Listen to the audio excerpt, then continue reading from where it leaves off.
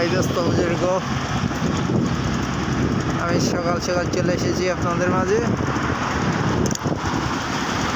আমার মনে হচ্ছে আমি আকাশের উপরে মেঘের ভিতরে, এরকম একটা ভাব।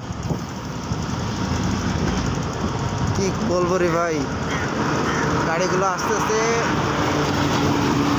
এই যে সোজা ঢুকে যাচ্ছে, মনে হচ্ছে মেঘের ভিতরে ঢুকে যাচ্ছে। কিছু বোঝার উপায় নেই। এই সামনের বাতিগুলো না জ্বালানো থাকলে মনে হয় না যে কিছু আসে।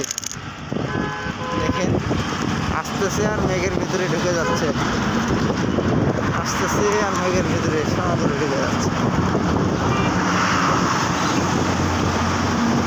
এই আমি এখন অবস্থান করতেছি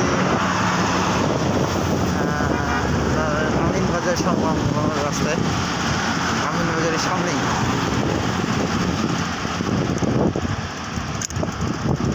কুয়াশা অনেক, ঠান্ডাও প্রচুর।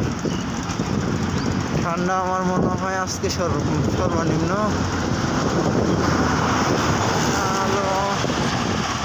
8 ডিগ্রি সেলসিয়াস হবে। খুবই ঠান্ডা আজকে, আমার হাতগুলো একবারে জমে গেছে, এরকম অবস্থা। মনে হচ্ছে আমি কোনো বরফের দেশে আছি। যাই হোক, বরফের দেশে যাওয়া হয়নি কখনো, কিন্তু বাংলাদেশ থেকেই বরফের দেশের একটা অনুভূতি পাচ্ছি। না, ঠান্ডা আবহাওয়াটা খুব ভালো লাগতেছে, বাট এই যে কুয়াশা রিক্স, কুয়াশার মধ্যে যান চলাচল একটি বিপজ্জনক অবস্থা।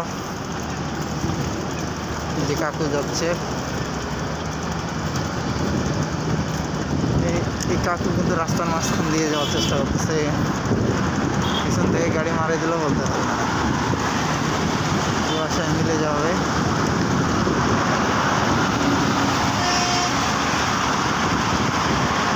সমুদ্র আকারজন যেন সবাই ভালোভাবে যাতায়াত করতে পারে, কোনো অ্যাক্সিডেন্ট বা দুর্ঘটনা না ঘটে,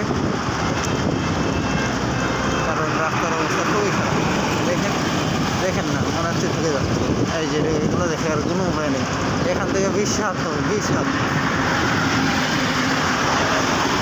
এখান থেকে 20 হাত ধরেই দেখা যায়।